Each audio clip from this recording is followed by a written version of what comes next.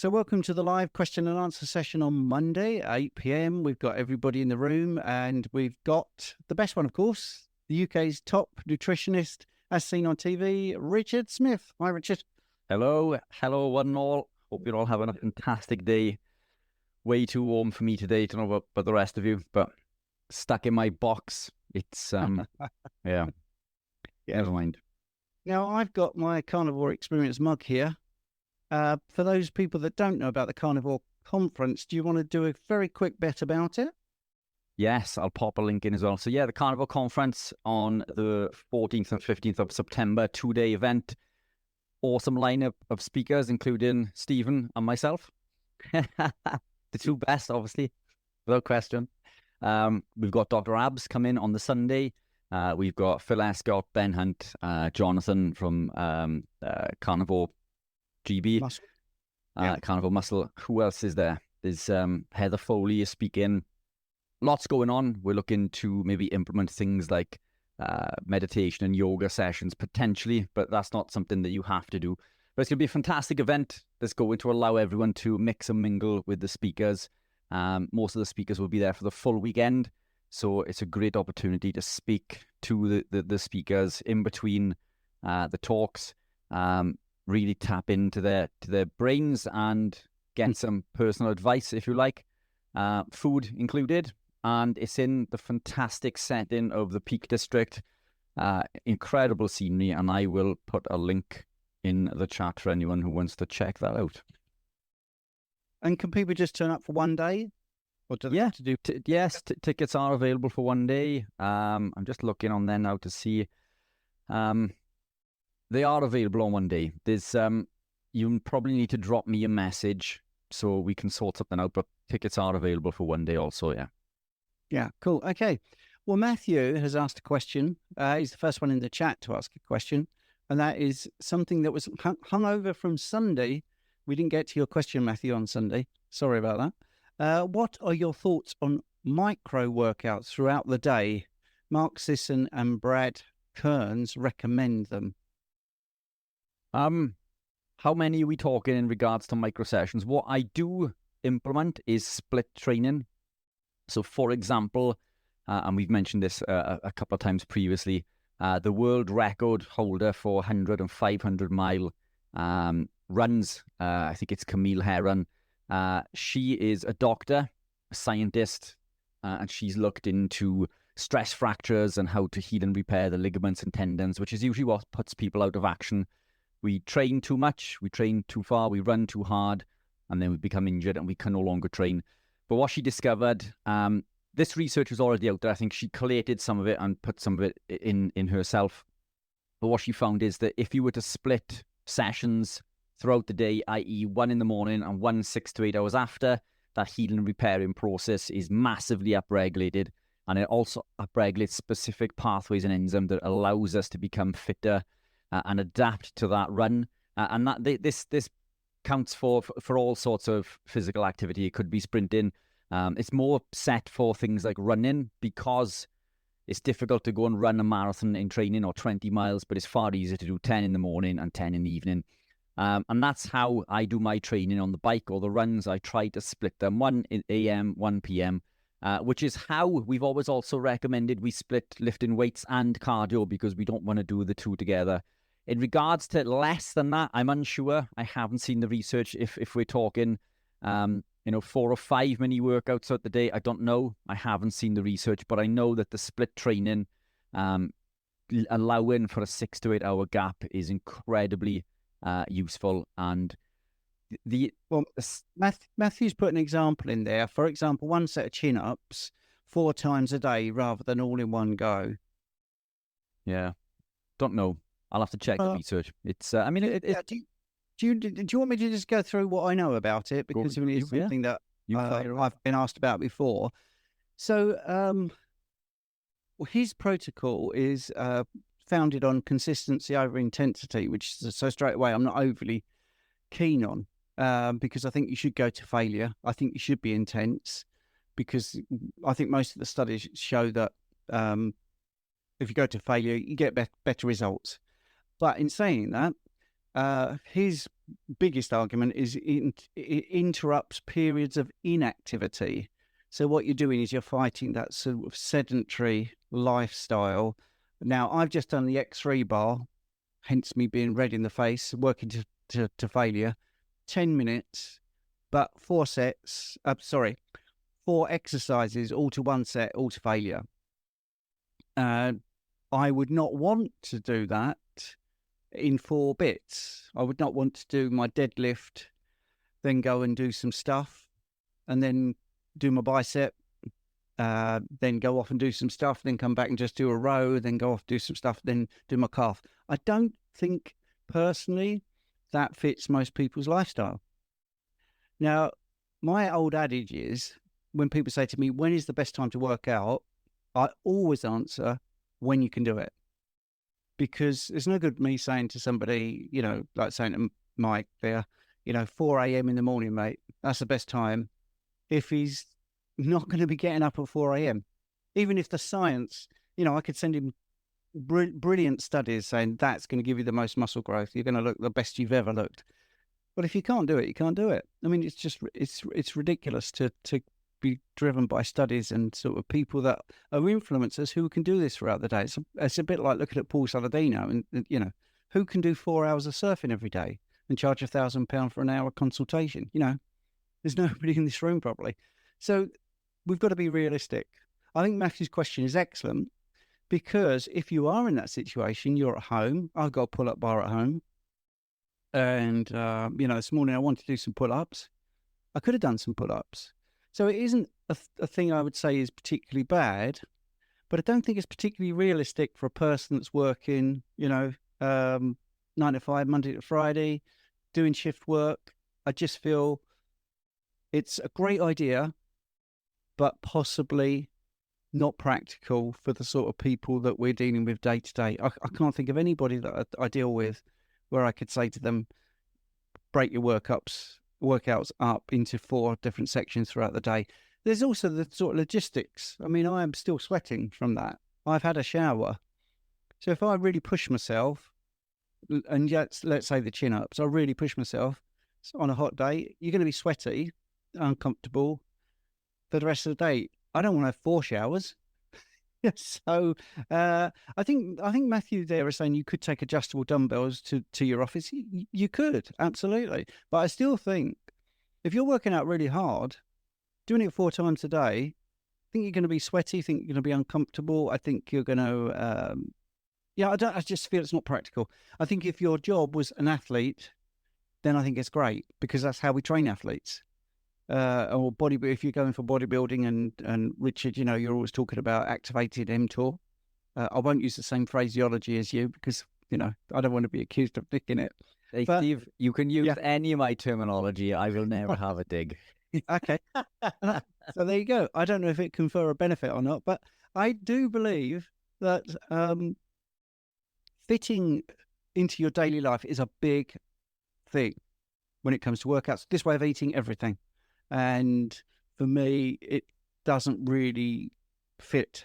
I can't think of anyone in the last 5 years I've coached, or even in the last 15 years, even when I was high carb, and even when I was a personal trainer, like full-time advanced personal trainer, the only person I would have possibly recommended this to is the person that I got to the Olympics, because that's what they were doing. They were training, and we could do that. We could do split days, which was fantastic. And she was type 1 diabetic, by the way, which is where my interest in diabetes all stemmed from that. So, great question, Matthew. Got us into interestingly, also, Steve, just the opposite end of the scale to that. I did a consultation with a gentleman from the States this week who had achieved incredible things in bodybuilding and competing professionally. His protocol was to train once every 8 days. So the complete opposite. This guy was huge. Yes. Absolutely gigantic, obviously genetically predispositioned to gain muscle hand over fist, but he was convinced that training once every 8 days was the key. So it's crazy, isn't it? All of these different aspects and different differences in opinions. But yeah, that was an inside joke for anyone who was watching the YouTube live last night in regards to stealing sayings. Yeah, we won't get into that, but we won't get into that. But anyway, so I mean, the thing is, when when the Hadster were studied, and people hadn't studied them before, and they worked out that the average man was walking 8 miles a day, and the average woman was walking 5 miles a day. They assumed that they would be super, super efficient because they were doing it every day. And they were gobsmacked that they were no more efficient than an American, a European, an Asian person at walking. And yet they did it every day. There is a lot more to working out and the physiological responses from working out than I think we fully understand, because it confused everybody when they saw these results. And there's some brilliant research on that. And if there's no questions at the end, I might get into that, because it really does talk about your metabolic rate and how surprising it is that if doing nothing for a long period of time actually can be beneficial. As you just said, your guy there, not training for 6 days or 8 days, and then being huge because he really worked out once. There's a lot of truth to that, I think. A lot of truth to that. I'm not recommending people suddenly give up their training regime if they're happy with what they're doing. But I certainly wouldn't listen to the mainstream influencers as much and put as much credence in as maybe they would like you to, because I think there is more to this. And I do think minimal training, but at a maximum intensity, definitely has a place in this way of eating and living. It was a great question, Matthew. Thank you. It really got us into something. We got Tracy has actually put a question up. I'm not doing any of the questions from the website at the moment. I'm actually doing people in the room because I know Richard prefers that. Question: friend's son is 19, having headaches, nausea, loss of appetite, shortness of breath, tired and weak, occasional fast heart. Doctor says serum creatine 126, hemoglobin 178, red blood count 5.81, all above high reference limit. Raised concerns about kidney and thinks him increasing his beef intake to 5 days a week since October is the cause. I told friend I'd ask you guys. So first thing, Tracy, we can't give you any advice as a doctor. It's not a doctor-patient relationship, so we can just give you information. If you wanted coaching and more nuanced responses, then Richard or myself can both do the coaching. With the bloods, I would say that we'd need more context for that, because I'm wondering if you are talking about serum creatinine rather than creatine.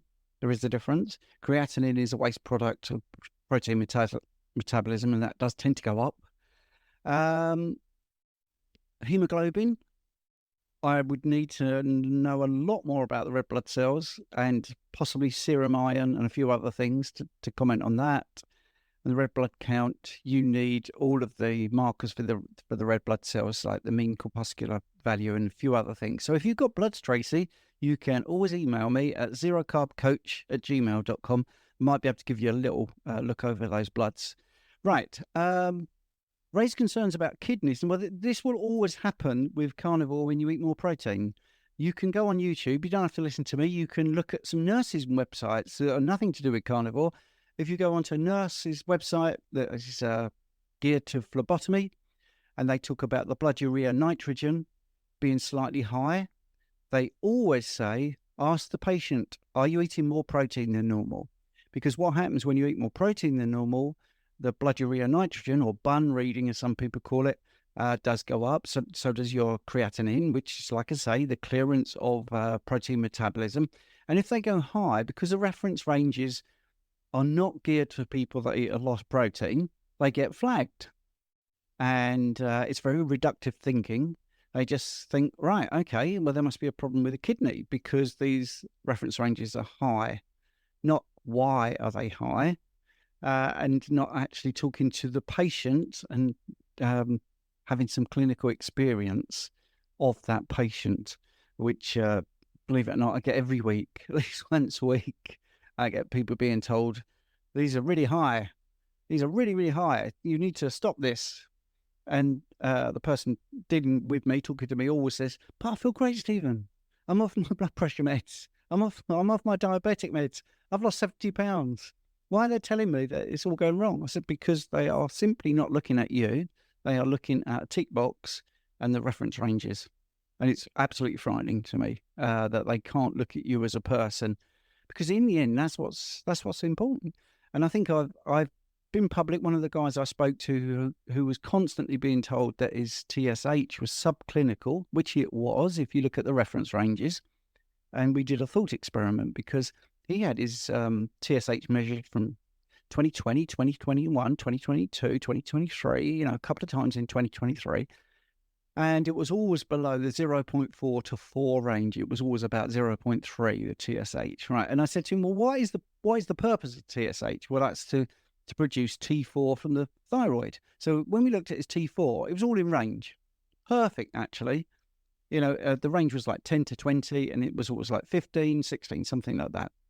And I just think it was incredible, because I said to him, can I firstly publicly show these? Obviously take your name off of it. And he said, yes, I can do that. And second, I said, well, let's do a thought experiment. Let's imagine you are the first person that's ever given blood, and I'm the lucky person that has to work out what are the ranges for TSH. And I know that TSH is actually telling your thyroid to make T3. And I look at your T3 and it's absolutely bang on perfect for 4 years of 5 different readings. What am I going to assume about your TSH? I'm going to assume it's perfect because it's doing the job that it's designed to do. And my reference range would be less than 0.4 because yours is always less than 0.4. But that's not how it works. So that's the thing. I hope you followed that, because the point being, we've got to get back to what the function of these things is. Not that it's out of range, it's high, which is a pejorative term, or low, again, which has sort of connotations. It's this number. What is this number? What is it measuring? And is that level sufficient to make the person function? That's it. So again, using a really ridiculous example, I had somebody who was really strict carnivore for a long period of time, very active, incredibly low blood glucose, which technically, as a putting my diabetic consultant hat on, would be hypoglycemic. But at that level, she was out in the yard moving big logs around every single morning, putting a workout on Instagram and saying, here's my really low blood glucose, look what I'm doing. So it is about how you're getting on. And sorry, that's a very long answer, but it is a little bit of a bugbear of mine. Yeah, just to jump on to the back of what you've said there, Steve, I think the ranges, I've just checked the ranges, they don't seem to be extremely high comparative to normal ranges anyway. But I mean, the question there, Tracy, is what is his diet like? I mean, has he gone carnivore? Is this come to fruition since he's adopted a more ketogenic carnivore way of living? There are lots of reasons why we'd suffer with headaches and loss of appetite. These can be initiated as we gravitate into the lifestyle in general. Lots of other bugs and things going around. The shortness of breath could be things like the vegetable oils, the oxidized omega-6, which increase thromboxanes and leukotrienes. I think we'd need a lot more information to delve into that a little bit, I think. But yeah. I'm not belittling the symptoms. I'm just belittling the myth. I just want to say thank you both, and to say, Mum is actually vegetarian. He's not. Dad eats meat, and I think he's decided to increase his meat intake. And I think the doctor's now scared her by saying it could be meat. But I suggested that she get in touch with one of you about just coaching and talking her through those, because I talked about reference ranges, and I said they're all pretty much hokum because they change, don't they, from lab to lab. And she was like, what? And I said, I would ask you this question, but I thought she'd probably be best just having a coaching session with one of you and just having you talk her through it.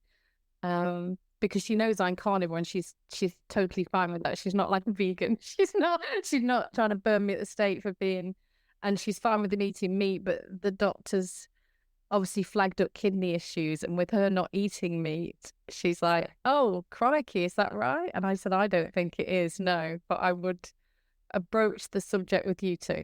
So I will email you, Stephen, and send you what I have from him, and then you can give me advice on coaching, and because you're very good with bloods, aren't you? So I thought I'd send it your way, Stephen, if that's okay.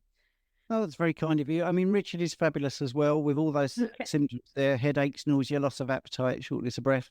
he could deal with that as well. So, but yes, that's very kind. That's very kind of you. Yeah. Thank you both. That's okay. Right, Lucy. Hello, Lucy. I normally eat mainly the egg yolk to get the fat when having eggs and throw away the white. Apart from throwing away protein, am I throwing away any important nutrients?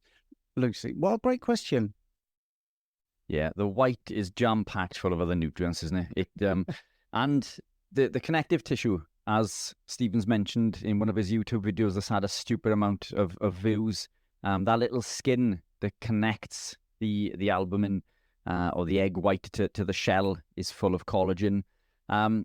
Yes, I mean, it does also contain the anti-nutrients. So when people suffer with any condition, it's usually found in the white. Well, in fact, I've never known it to come from the yolk itself. But yeah, there are lots of nutrients in there. I mean, if we eat an egg, contains everything. It contains in fact, one egg would contain almost every vitamin and mineral that you'd need, to survive. You could survive on one egg a day in regards to achieving the vitamin and mineral at the bottom end.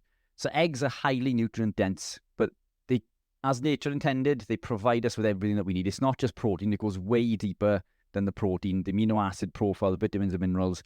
Consume the egg whites if you can. If you don't have an overmucoid problem, if eggs don't upset your stomach, then try to keep the egg whites in. If they do, I mean, just look for continue to consume the egg yolk, because they're a fantastic source of choline, which makes up every cell in the body that is imperative for the function and creation of acetylcholine, which helps create our neurotransmitters. But eggs are highly nutrient dense. If I'm eating an egg, I very rarely remove one part. And if anything, I usually remove the yolk because I'm usually looking to drop a few extra pounds. But highly nutrient dense. Eat eggs as nature intended. It's the mucoid protein that some people react to. So you might hear that some people thrive on eggs, but only on the yolks. But I would definitely try the whites if you can, because you are throwing some stuff out there that can be pretty good. And the reason that protein actually is troublesome is because cooking doesn't reduce it at all. Hence you get the problems. Whether you do a Rocky and you eat 6 raw eggs in the morning before you go training, or whether you cook it. So anyway, it was one of my favourite things in a film I've ever seen, actually.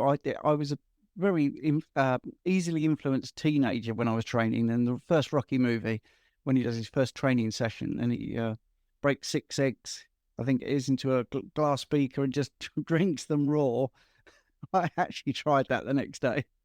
I would not recommend going from never doing that to that amount. But anyway, right, here we go. Years later, I met him, actually. So that's for another day. Right. So let's get back to Matthew. Matthew monopolizing the questions, but that's okay. The bodybuilder from the USA that has had a consultation with Richard is the following. Doug McGuff's body by... is he following Doug McGuff's body by science? Do you know? No, I'm unsure, but incredibly knowledgeable gentleman. I did tap him up to join the community, so maybe one day we'll get him on a live. But yeah, incredibly knowledgeable in the world of training. Absolutely massive. Yeah, if I ever went back to training, I think I'd be tapping him up for some bulking advice. Excellent. Okay. Lisa's asking, Stephen, can you read US blood results? I live in Bermuda and we use the US references. Absolutely. Definitely can. It's really weird when you're online, because I got told off for we were doing something. I think Richard and I and a couple of other people, and I said, for the Americans, I will do it in the American numbers. And I had a few comments saying, no, don't worry about the Americans. We're in the UK. They can learn. So, can't win. But anyway, yes, I can translate all the numbers to the American numbers quite easily. And actually, Richard touched on the fact that different labs have different ranges. Or I think actually Tracy might have said it. That's true too. The way they do the assumptions for the EGFR can change a little bit as well. Anyway, Lucy, do we get enough CoQ10 by eating a carnivore diet? I believe heart is high in CoQ10, but does normal meat have it too in adequate amounts?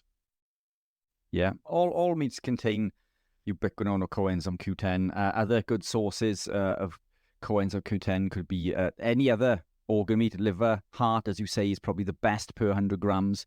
But we get plenty. We only need a small amount. The coenzyme Q10 allows us to create DNA, which is one of the things that is blocked when we consume statins. This blocks the mevalonate pathway, which is a shared pathway to ketone production. But yes, we get everything that we need from grass-fed beef and lamb in particular. In fact, I'm going to check up to see what the ratio is of CoQ10 in regards to beef and lamb, because I'm sure it's higher. When I checked the other day, I recently done a big fat analysis and amino analysis against the beef and lamb, and I'm sure the coenzyme Q10 was a lot higher. But I'll do that as we're going through the other questions now. But I can see we've missed a question as well, Steve. Oh, sorry. There's one there in regards to fiber. Go for it. So Chan has said, can I ask a silly... There's no such thing as a silly question, by the way. A lot of people say to me that we need fiber, and I'm not sure what to say to this. We don't need fiber. Plain and simple. In short, and the reason when we look at what fiber is, fiber breaks down into a short-chain fatty acid called butyrate, and butyrate binds to the colonocytes in the gut, and it feeds the colonocyte. That butyrate further breaks down into beta-hydroxybutyrate, which is the ketone body that we produce when we're ketogenic or carnivore. Except the difference for us is that we don't need the butyrate to bind to the colonocyte because it's running through our blood. The BHB is feeding every colonocyte in the gut.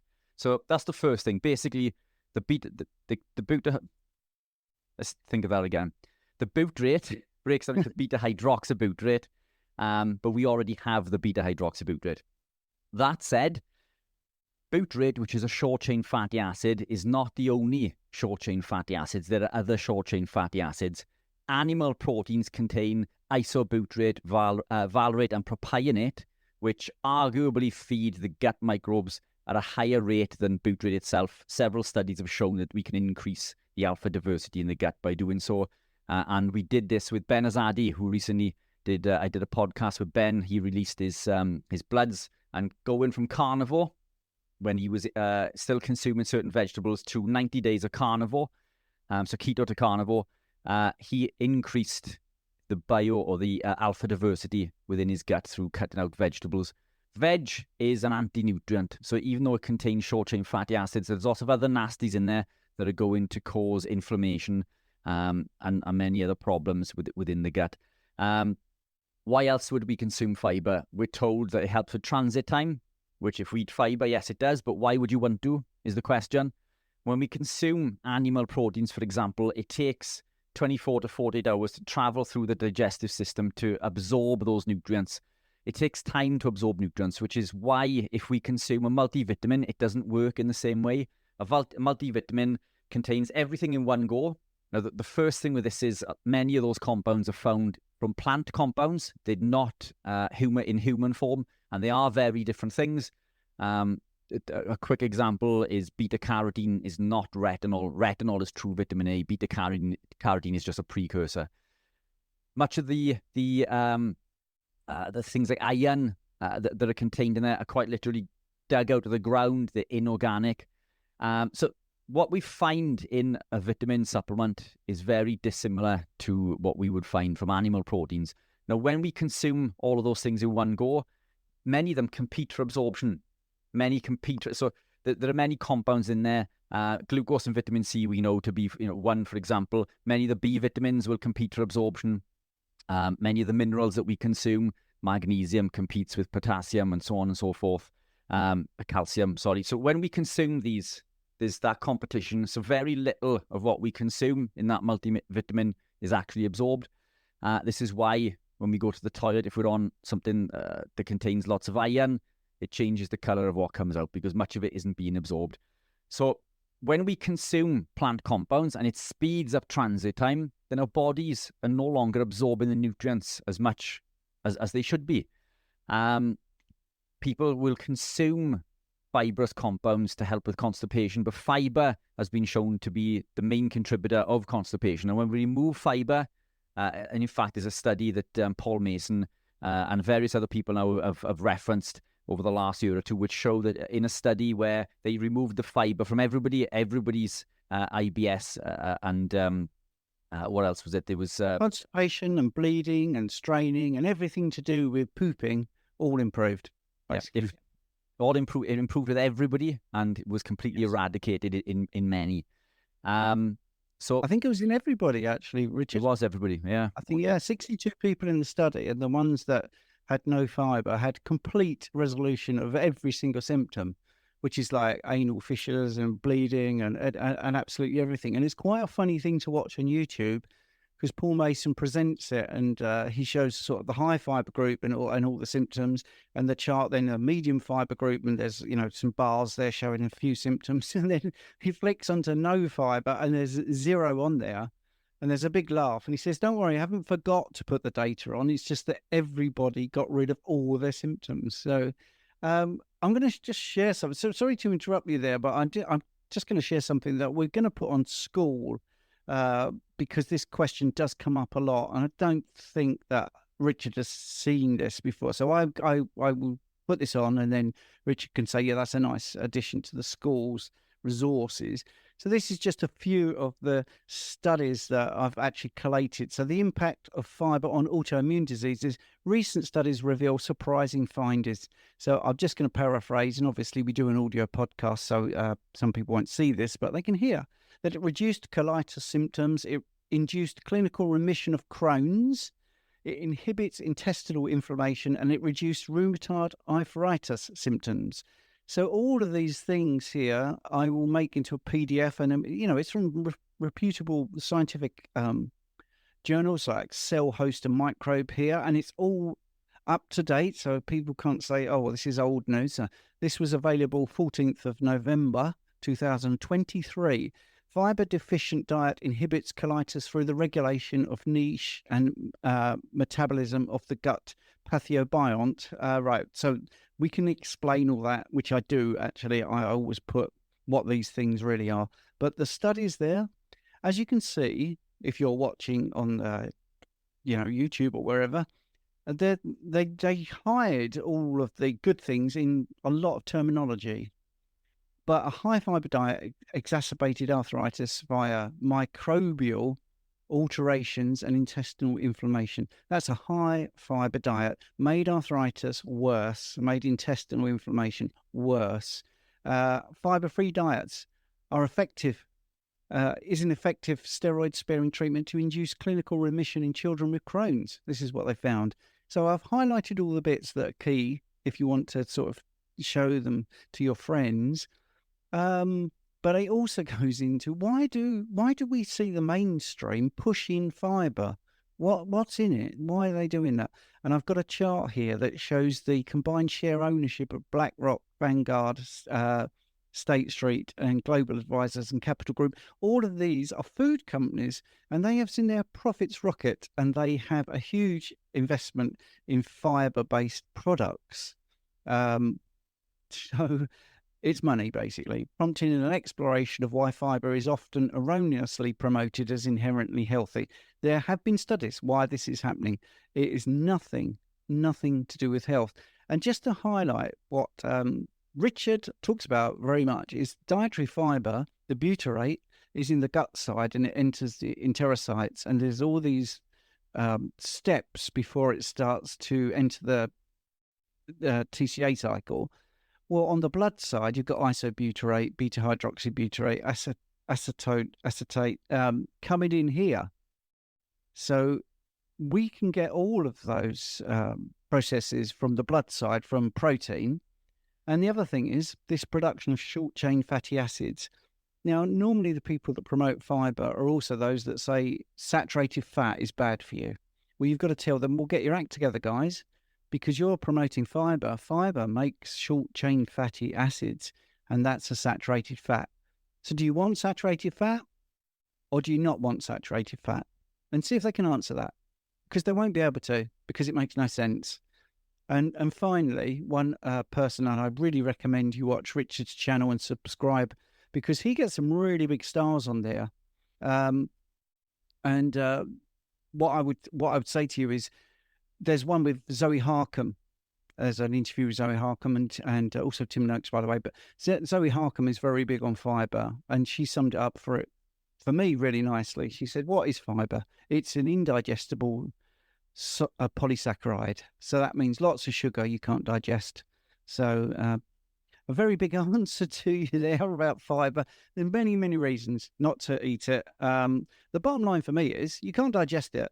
And, it hides a lot of things, actually, that are problematic for you. And when you remove the fibre, it reveals some problems that it's been like a Band-Aid over. So shall we go to the next question, Richard? Yes, fire away. Sorry, I muted myself. You did. I was trying to find this coenzyme in lamb, but I can't find it a second. But I will get it for the next live. Yes. But, yeah, I knew you were somewhere else doing some work there. I could tell. Hence me waffling, but I don't think I waffled too much. I think I stayed on track there. So here's a question. This is from Kayla.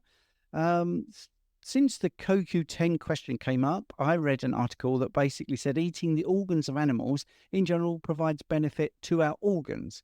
For example, brain is high in omega-3s, which benefits our brain. Thymus is good for immunity, etc. Would that be a good reason to eat organs now and again, or only if maybe we have specific issues that we need to treat? Yeah, fantastic question. I consume organ meats now and again. I don't think there's something we should consume in high quantities every day. And the only reason I say this is we should eat as nature intended. So if we from the tribe, for example, caught a big animal, the predominator within that animal is the muscle meat. The organ meats make up a small portion. So if we were to divide that between the tribe, then our serving of those organ meats is going to be very low comparative to the muscle meat. There are concerns with things like copper toxicity and vitamin A toxicity. I don't think there's an awful lot in this, mind. We can get into that as well if you guys wanted to. But the whole vitamin A toxicity thing, it comes from polar explorers where the liver there contained 1,000 times more vitamin A. And again, just eating liver isn't as nature intended. We wouldn't just eat liver. When we consume the muscle meat, we consume these with other compounds. So I think the big one that I've seen going around at the moment, or the question that I get asked a lot recently, is about copper. What about copper toxicity?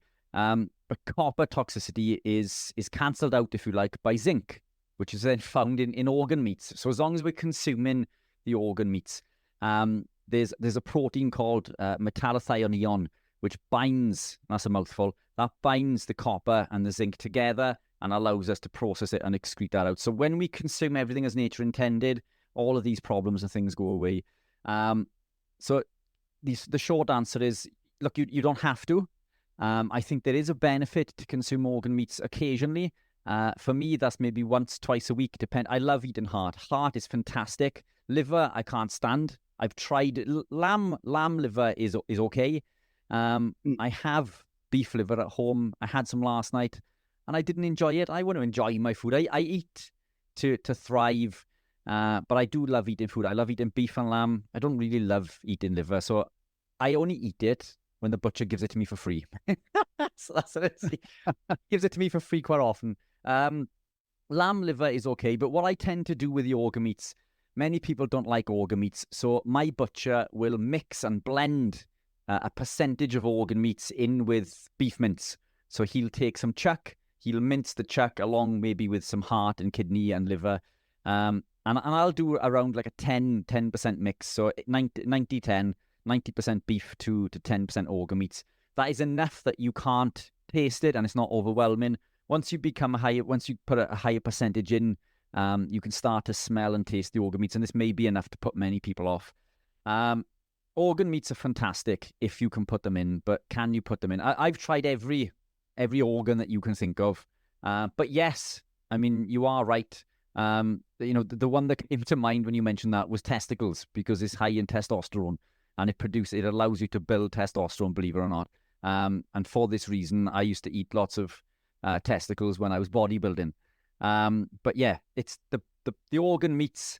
They supply nutrients to specific organs, within the body. I'll leave it up to you. It's organ meats are fantastic, but you don't need to eat them. The likes of Anthony Chaffee never consumes organ meats. I don't think Sean Baker does. No, he doesn't. No. So, we don't have to consume them. We can thrive without them. When we get to this point, it's almost an extra lever to pull, if you like. We quite often, when we become carnivore, we start to question everything. Am I eating too much protein? The kidney thing, for example, earlier. Is eating too much animal proteins bad for my kidneys? Is it causing this damage? I've got a headache, or I feel dizzy, or something has happened. We never questioned any of those things when we were stuffing our face with McDonald's and Pop-Tarts. We never questioned that it was the food that was making us ill and lethargic and giving us brain fog and migraines and hormonal issues.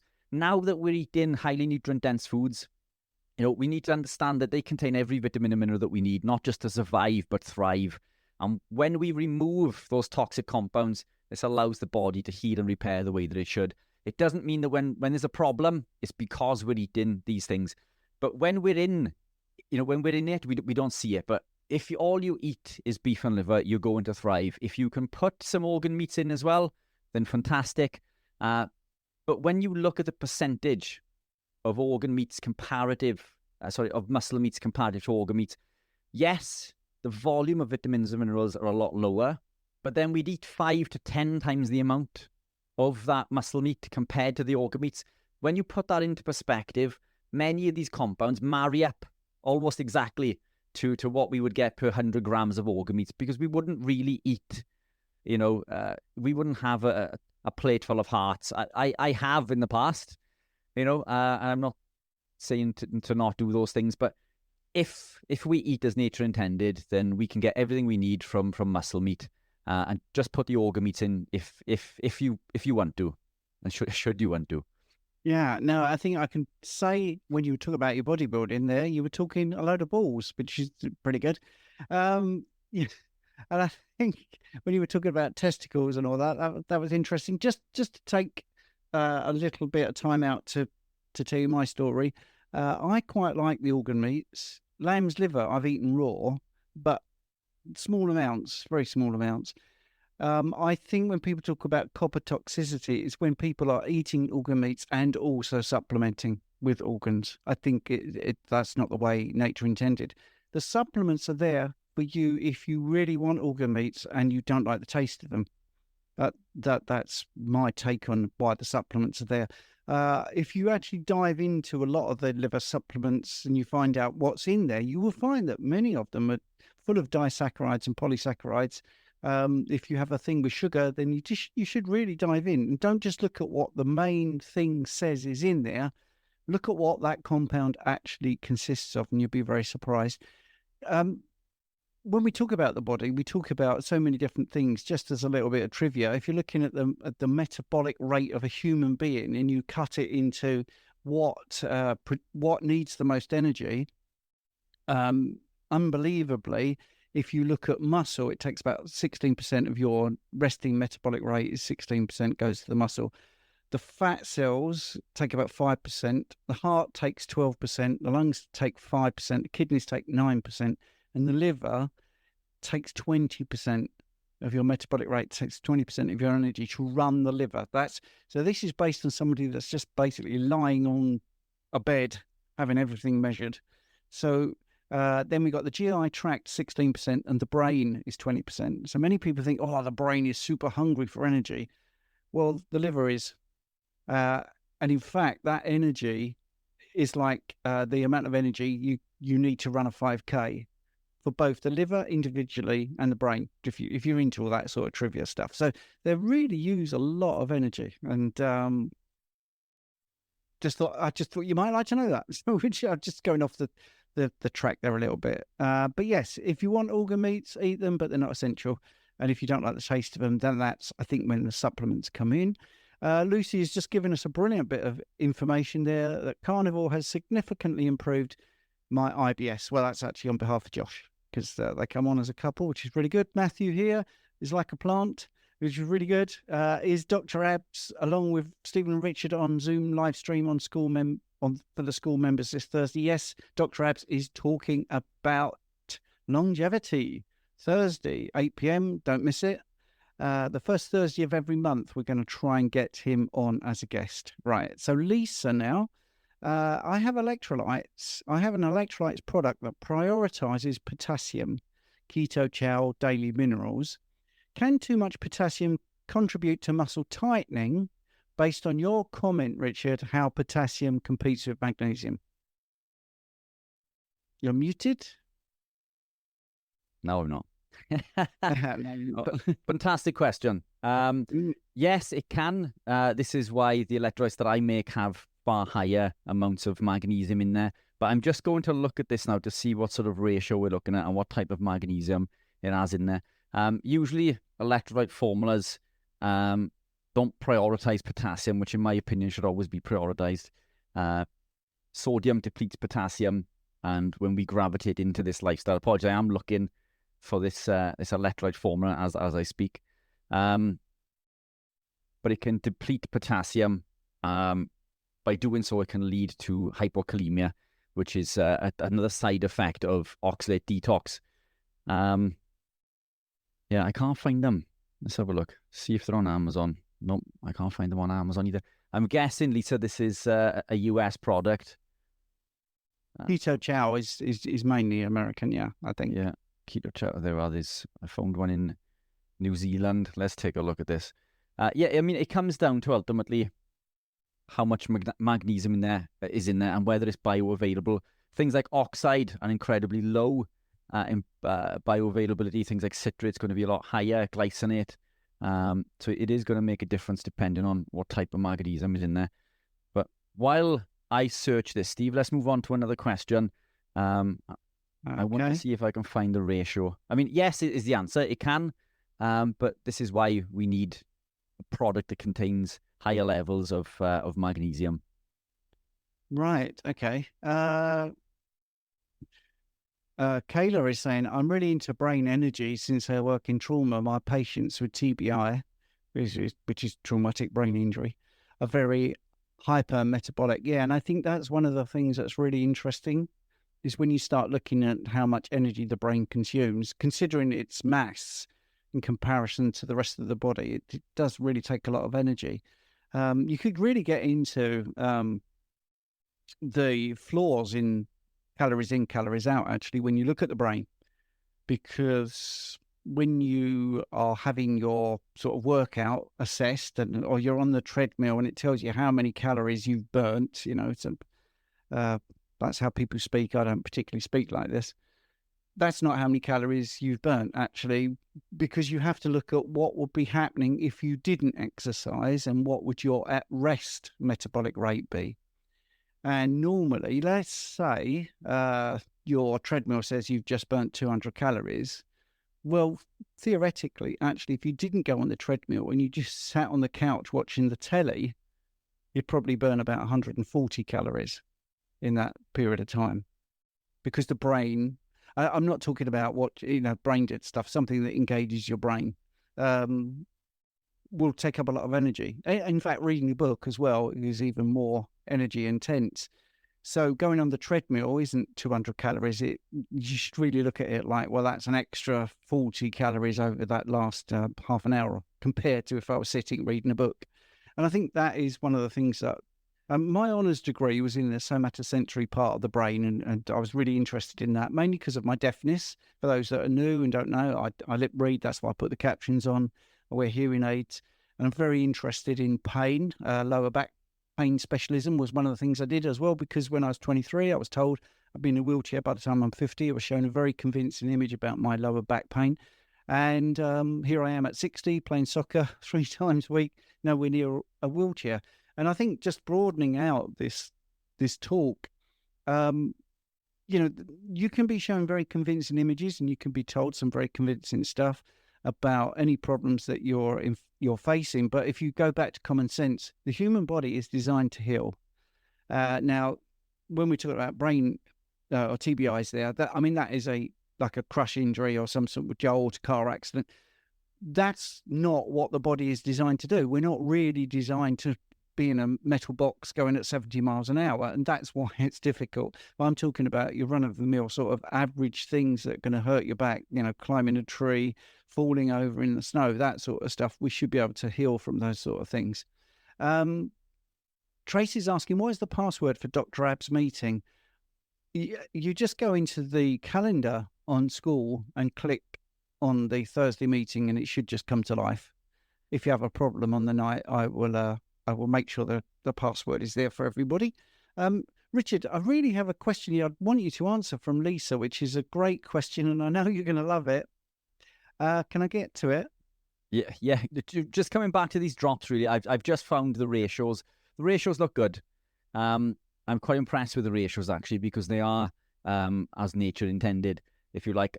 I don't think there's enough potassium in there to cause that problem. The magnesium is pretty high, so the ratios are pretty good. It's more than likely something else coming from the diet. I mean, we do consume lots of potassium from the meats that we eat. For example, as nature intended, beef and lamb would contain 4 times the volume of potassium to sodium. Cramping issues are usually to do with calcium, either too much or too little. It's usually too much. So things like raw dairy, cheese, eggs, for example, eggs are very high in calcium. That calcium also competes and depletes magnesium. And I can see that this one, at least from what I can see, doesn't have calcium, which is a good start. The amount of potassium in there isn't going to be causing that problem. We get far more potassium from the food we eat. In fact, I mean, what I would say with that is the ratios are spot on. But those drops, we would probably want to consume quite a lot of those drops to get to the amount of sodium and potassium. To put into perspective, one of my servings is probably 4 times higher in sodium and potassium. But the ratios are fantastic. That is one of the better ones that I've seen, if that helps. Yeah, that's brilliant. Just to answer Kayla's follow-up about if calories don't matter, why are they measuring calories? Well, actually, when they look at energy expenditure, they're not really measuring calories. They're looking at things like hydrogen and oxygen atoms, and the daily expenditure is looking at the constant flux of water in and out, and they look at urine and sweat and water vapor and breath and all that sort of stuff. And then they correlate that to what they think, a calorie is. A calorie is a unit of heat. I mean, it's just a fact. It's nothing to do with nutrition, but it is a way for people can understand that they can measure energy. So it is just something to hang your hat on. You could say energy usage, BTUs, anything. If it's consistent, then we'll use that terminology. But in the end, what it's looking at is turnover within the cells, not so much a calorie. But then to make it easy for people to understand, they then say, let's say it's 100 international units of energy. Well, people don't understand that. So they say, approximately that's 200 calories. And then everyone seems to get it. It's just we've got to change all the language to make it understandable. But we could get back to the percentages as well. Like I say, the brain uses 20% of the available energy to run. That's it. So when you're in a trauma situation, you could say it's possibly maybe is burning up 30% of available energy, which would mean obviously those other organs are having less of a percentage. And that would possibly indicate that there's a lot of repair going on. There's a lot of plasticity in there. Anyway, I don't want to get bogged down with that, but I think it's a really fascinating subject, and it's one I'm particularly interested in. So let's have a look. Did we get into the turmeric question? We haven't, have we? Oh, we haven't. This is the one I knew you'd like. So Lisa's saying she used to supplement with turmeric for a couple of years, but I haven't had any for a number of months now. However, I have noticed that my urine is now smelling like turmeric. Yeah. And Matthew has put a comment in underneath. It's likely oxalate dumping or oxalate detox. Yeah, I completely agree. These compounds are toxic, absolutely toxic. Turmeric is not your friend. And again, as we've mentioned before, it overexpresses the NRF2 pathway, which is an oxidative stress pathway. It can confer a benefit in the short term because it activates the nuclear factor kappa B pathway, which will then elicit an NLRP3 inflammasome response, which means that taking turmeric in the short term will lower inflammation, but it does so through activating an oxidative stress pathway. So it will confer a benefit in the short term, but in the long term, it's going to cause issues and contribute to arthritic pains. Oxalates are toxic needles that build up in the joints, breast tissue, in the thyroid, anywhere within the body, and can lead to things as extreme as thyroid cancers. So turmeric, contrary to popular belief, is not your friend. But yeah, it makes perfect sense. Lisa, I'm glad to see that you've taken the turmeric. How are you feeling without it is the question. That's what we want to know. How are you feeling since you stopped the turmeric? Right, that is a great thing to end on, because we're doing an hour. The password for the Dr. Ab thing on Thursday is 123456. Okay, we're very unlikely to get hacked in here, so that is a very easy password to remember. If you can't remember that, then your cognitive function needs to improve, and you need to ramp up how much carnivore food you're eating. So yeah, 123456. We'll drop it in the comments also, just in case. Yes, well, I have. I'll put it in the comments there. In Skool, I mean. Oh, right, yeah. Okay, I think I do anyway. Yeah, so good. When people click on it, it should all come to life, and Dr. Abs will be here. I was half expecting him to be in the room, actually. But anyway, Richard, that's great. Thanks for your input. It's been really fabulous. For those listening on the audio podcast, if you want to take part, see the people that are asking the questions. They're so glamorous. You wouldn't believe it, how wonderful they'll look. Then you can join Skool. There'll be a link in the description. We've got a latecomer here. We'll let him enter, and I'm going to disappoint Michael when he comes in, because the first thing he's going to hear is me saying, so that's it. We've done our hour at 8 p.m. For those that are late getting in, there is a playback. So if you got your timing wrong and you've just arrived, then there is a playback. If you've enjoyed this hour and you thought it was too much information, you were trying to take notes, there is a playback that's going to be available. I always do a transcript and a PDF, so it's all there if you want to read it later on. Sorry to see you, Michael, late. One of our best contributors. So the playback will be online tomorrow. Richard, do you want to finish? Because it's always me rabbiting on. Yeah, but you do it so well. Look, I'd like to thank you all for continuing to support. Seeing you every Monday is fantastic. I mean, it's we've moved from 5 to 8, and it does seem to be working a lot better for me. I think it's working better for you guys also. But thank you for the continued support. Massively appreciated. Some incredible questions. I've got some homework to go away now and look at things like coenzyme Q10 in specific animal proteins. Every day's a learning day. But thank you all, and look forward to seeing you on Sunday. And thank you so much for listening to my podcast. I hope you enjoyed it. Your support means the absolute world to me, and if you're enjoying this show, I've got a small favour to ask you. I'd be incredibly grateful if you would consider becoming a supporter and make a small monthly donation. Your contribution will really help to improve the show. I'll be able to improve the software, maybe put a few more episodes out, and do many things that I'm hoping to do in the future. Do them a lot quicker. So, it's a small monthly contribution. You can cancel at any time, and the link is in the show notes. Thanks very much for listening.